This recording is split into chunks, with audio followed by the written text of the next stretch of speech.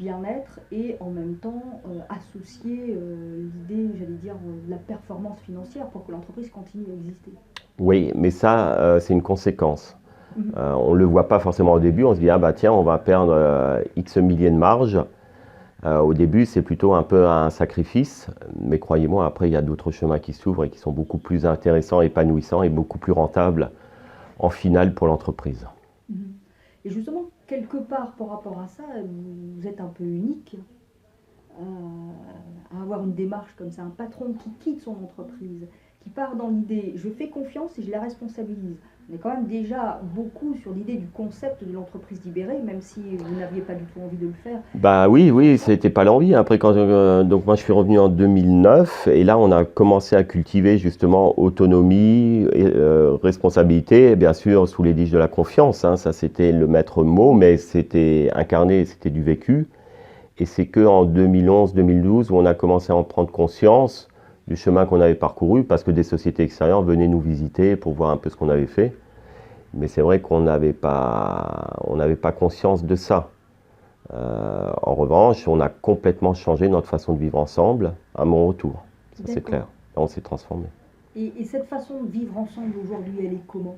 Comment vous la Ah, vivez c'est le jour et la nuit. Oui.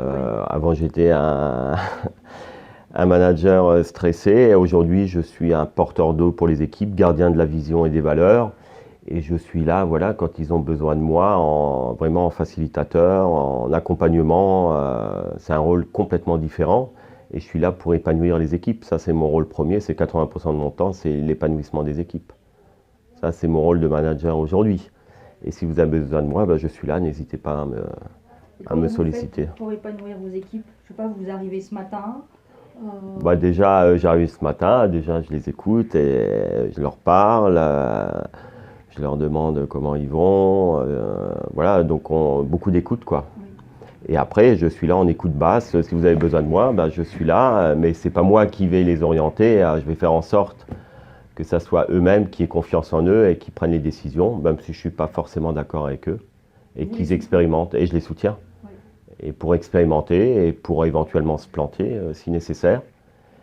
Mais parce que c'est important aussi de faire des erreurs et de On apprend. favoriser l'erreur. Et on apprend et on tente des choses. On est beaucoup plus créatif aussi.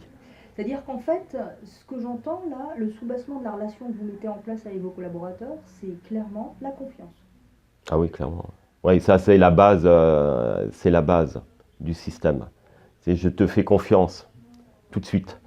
Donc voilà, donc c'est une confiance absolue. Ouais. Mm.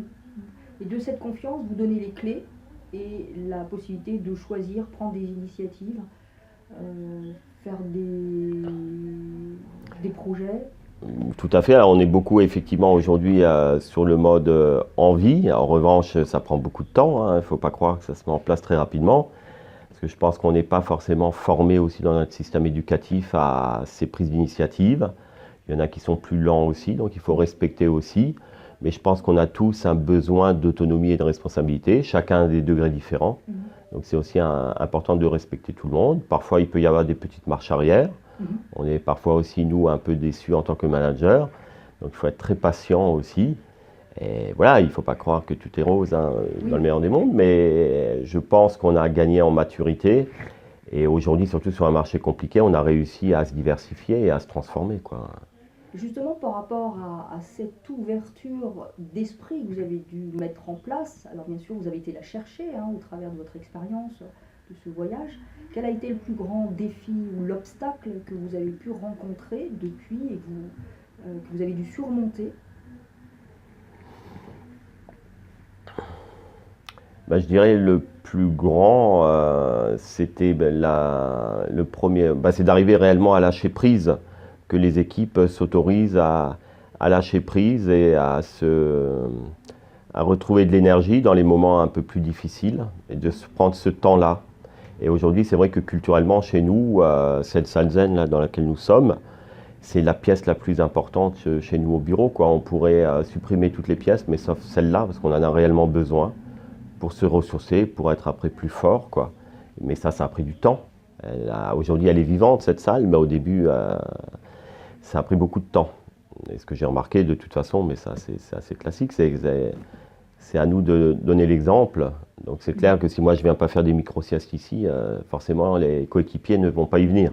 Ouais. Donc vous êtes déjà l'exemple. Ah bah oui, Vous avez complètement. montré le chemin. Complètement. Donc cette salle zen, c'est déjà pour vous un moyen de montrer que le bien-être s'installe dans le quotidien C'est ça. du collaborateur. C'est un signal fort qu'on a concrétisé. Alors nous, ça a été concrétisé par les équipes parce que c'est une idée collective. C'est ce qu'on appelle chez nous le micro-rêve collectif. Donc c'est les équipes qui ont décidé de ça. C'est pas moi qui ai dit on va faire une salle zen. Donc ça vient des équipes, mais après pour qu'elles vivent, effectivement, ça prend du temps. Donc c'est souvent mon frein à moi, c'est s'autoriser à, ça prend du temps. C'est pas aussi rapide, prendre des initiatives, partir du mode de l'envie de chacun, ça se cultive et ça se travaille, mais ça prend beaucoup de temps. Donc ça c'est déjà un écueil, c'est l'acceptation, Voilà. l'autorisation personnelle. Tout à fait. De se dire je vais travailler mais en même temps je me donne aussi des moments pour moi. Oui. Et donc cette salle ici, cet endroit, c'est le lieu où on peut se donner des temps pour soi. Tout à fait. Et concrètement, ça fait quoi? C'est un peu tous les jours? Bah, ça vit. Cet après-midi, on a Jennifer qui va venir. Là, c'est pour des massages cet après-midi. La semaine prochaine, on a Sandrine qui va faire de la sophrologie. Et après, chacun y vient. En général, elle est occupée tous les jours pour de la micro-sieste, des moments de détente. C'est vraiment pour se ressourcer, quoi. Lâcher prise. Et les gens viennent ensemble ou séparément? Ça dépend, ça peut être ensemble ou séparément. La sophro, on la fait souvent à 3-4. Les micro-siestes, en général, là, c'est un peu plus individualisé. Des temps de lecture, voilà. Donc, c'est vrai qu'elle est un peu petite, donc on a le projet de déménager et d'en faire une beaucoup plus grande.